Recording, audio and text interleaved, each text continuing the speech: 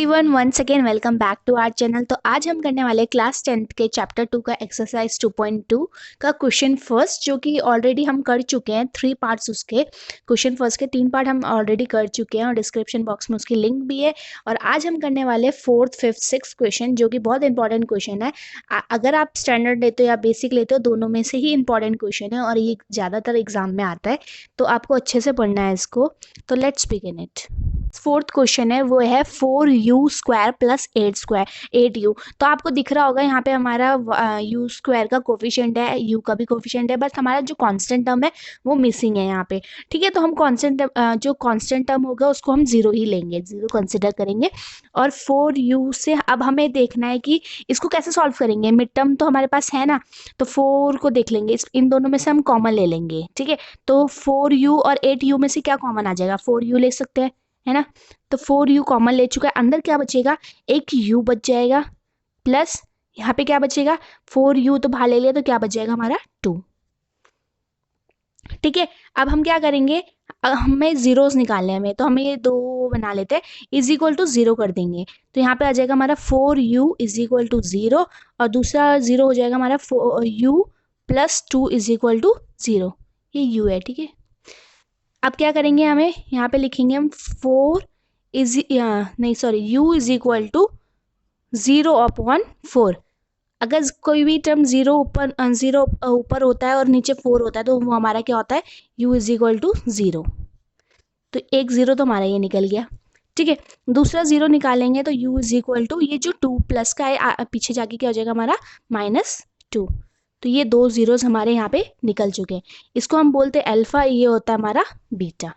अब हम निकालेंगे इनके, हमें अब वेरीफाई करेंगे इनका रिलेशनशिप, जो कि है sum of zeros and product of zeros. Sum of zeros का हमारा फॉर्मूला क्या होता है, -b/a।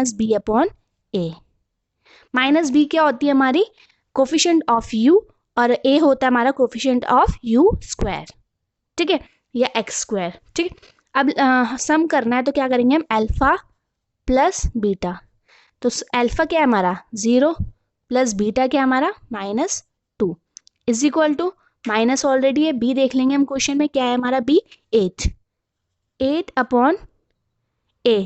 ए हमारा क्या है, u² का कोफिशिएंट क्या है हमारा 4 लिख देंगे।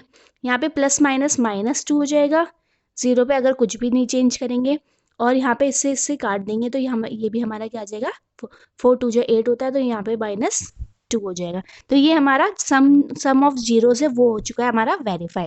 अब हम प्रोडक्ट की तरफ चलते हैं। प्रोडक्ट ऑफ जीरोस क्या होता है हमारा, c/a। ठीक है, तो अब प्रोडक्ट करेंगे अल्फा इंटू बीटा। अल्फा क्या हमारा 0 इंटू बीटा क्या हमारा -2 इज इक्वल टू, सी क्या होता है, कांस्टेंट टर्म। अब कांस्टेंट टर्म देखेंगे तो नहीं है हमारे पास, तो उसको हम क्या रखेंगे 0, और ए देखेंगे तो ए हमारा क्या है 4।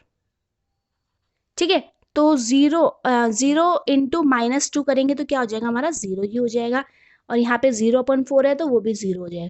तो यहाँ पे हमारा हो जाता है हैंस प्रूव्ड। ठीक है, तो ये हमने दोनों ये क्या जीरोस किया और कोफिशिएंट्स का रिलेशनशिप वेरीफाई कर दिया है।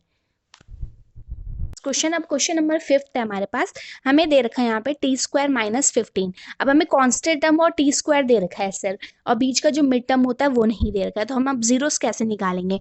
तो अब पहले हम क्या करेंगे, लिखेंगे यहाँ पे t² is equal to 15 t² -15 is equal to 0। ठीक है, तो 15 को हम पीछे लेके जाएंगे, तो ये हो जाएगा हमारा t² इज इक्वल टू 15। कभी भी ऐसे क्वेश्चन आता है तो आपको पहले क्या करना है, कांस्टेंट टर्म को दूसरी साइड लेके चल जाना है, जैसे कि t² इज इक्वल टू 15 हो गया। ठीक है, अब हम क्या करेंगे, हमें यहाँ से t के साथ जो स्क्वायर लगा उसको हटाना है, तो उसको हटाने के लिए हमें क्या करना पड़ता है, रूट करना पड़ता है। तो हम इसको इस पे भी रूट लगा देंगे और इस पे भी रूट लगा देंगे। अब क्या हो सकता है, हमारा जो रूट है, रूट से हमारा स्क्वायर कट जाएगा, तो हम इसको काट लेंगे। ठीक है, काट लिया तो हमारे यहाँ पे क्या आ जाएगी, टी की वैल्यू आ जाएगी। और कभी भी हमारी अगर ऐसे सिंगल वैल्यू रूट में आती है, वो हमारा प्लस और माइनस दोनों में होता है, तो टी इज इक्वल टू +-√15। ठीक है, तो यहाँ से हम 2 जीरोस निकाल देते हैं, क्या हो जाएगा हमारा, टी इज इक्वल टू -15 और T is equal to √15। T is equal to -√15 और टी इज इक्वल टू √15। तो ये दो जीरोस हमारे निकल गए, ये होता है हमारा अल्फा, ये होता है हमारा बीटा। ठीक है, अब हम जीरोस निकाल लेते हैं, इसके रिलेशनशिप वेरीफाई करते हैं। तो sum of zeros is equal to क्या होता है, माइनस बी अपॉन ए। तो सम क्या है, alpha plus beta, alpha plus beta. Alpha क्या है हमारा -√15 और बीटा क्या है हमारा +√15। ठीक है, is equal to B, B क्या है हमारा, बी तो यहाँ पे कुछ भी नहीं है तो हम लिख लेंगे 0, और ए क्या है हमारा 1। अब ये इसको उससे काटेंगे तो देखो ये माइनस का ये प्लस का, तो प्लस माइनस माइनस होता है तो क्या आ जाएगा हमारा 0, 0 इज इक्वल टू 0। ये हमारा सम वेरीफाई हो चुका है। अब प्रोडक्ट की तरफ चलते हैं। प्रोडक्ट ऑफ जीरोस क्या होता है हमारा C upon A। Constant term देखेंगे तो क्या है हमारा -15 अपॉन A क्या है हमारा A ही रहेगा 1। और जो प्रोडक्ट करेंगे तो अल्फा बीटा क्या है हमारे -15 इंटू प्लस का 15 है ना। तो 15 इंटू 15 अगर √15 इंटू √15 है तो क्या हो जाएगा 15, और किसका होगा माइनस का, इज इक्वल टू -15। तो यहाँ पे हमारा क्या हो जाता है, हैंस प्रूफ्ड। ठीक है, तो ऐसे क्वेश्चन कभी भी आते हैं तो आपको पहले हमेशा इसको दूसरी साइड लेके जाना है, फिर हमें टी में से स्क्वायर हटाना होता है तो उसके लिए हमें रूट करना पड़ता है। रूट करेंगे तो हमारा क्या आ जाता है, एक रूट में आंसर आता है, टी की वैल्यू जो आती है वो रूट में आती है। तो रूट में आती है तो वो प्लस माइनस दोनों में ही होगी, जिससे हमारे दो जीरोस फाइंड हो जाएंगे। जब हमारे दो जीरोस निकल जाते हैं तो हम इजीली सम और प्रोडक्ट निकाल सकते हैं। Moving to the last question of question first, जो कि 6 क्वेश्चन है। तो हमारा यहाँ पे लास्ट क्वेश्चन है 3x² - x - 4। तो इसको कर लेते हैं। हाँ, अब हमें दिख रहा है कि लास्ट टर्म और फर्स्ट टर्म को हम इंटू करेंगे। तो लास्ट हमारी 4 है और फर्स्ट टर्म हमारी क्या है, x² का जो कोफिशिएंट है वो है हमारा 3। तो 4 को 3 से इंटू करेंगे तो क्या आ जाएगा हमारा 12।